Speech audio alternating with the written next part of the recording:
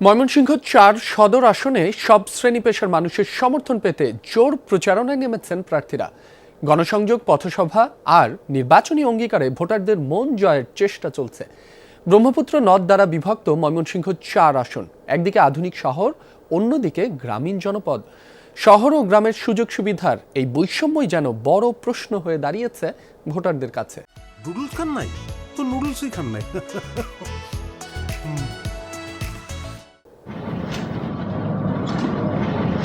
ময়মনসিংহ ৪ সদর আসনে জোরে সোরে বইছে নির্বাচনী হাওয়া।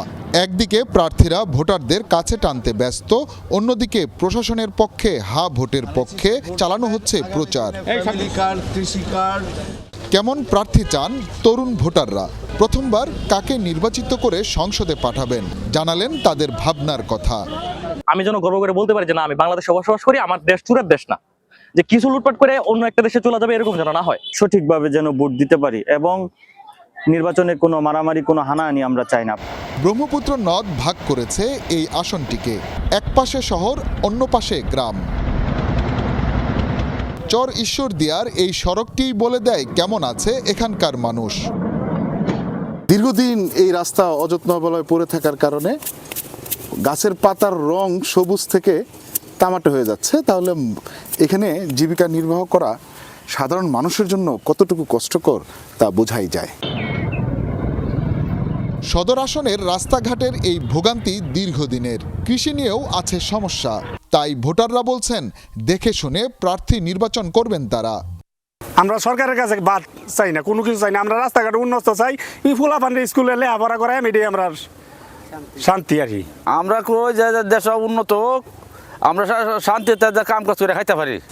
এই জনপদে ১ লাখেরও বেশি মানুষ আছেন সনাতন ধর্মাবলম্বী। নির্বাচনকে ঘিরে কি ভাবছেন তারা? রাস্তাঘাটে চলাফেরার একটু সমস্যা, আইন শৃঙ্খলার ব্যাপারটা একটু দেখতে হবে। এমন প্রার্থী চাই যারা আমাদের সুখে দুঃখে পাশে থাকবে, আমরা বিপদে তাদের যেন পাই। সকল শ্রেণী পেশার মানুষকে খুশি রাখতে চাচ্ছেন প্রার্থীরা, চালাচ্ছেন প্রচারণা। এখানে যে সমস্যাগুলো আছে সেগুলা চিহ্নিত করে আমাকে যদি আপনারা সহযোগিতা করেন, বিএনপিকে গণমানুষ যদি রাষ্ট্র পরিচালনার দায়িত্ব দেয়, আমরা ক্ষমতায় যেতে চাই না, আমরা রাষ্ট্র পরিচালনার দায়িত্ব নিতে চাই। যুব সমাজরা যারা তিনটা নির্বাচন ভোট দিতে পারে না, তাদের প্রতি প্রচুর একটা আগ্রহ আমরা দেখতেছি তাদের সারা।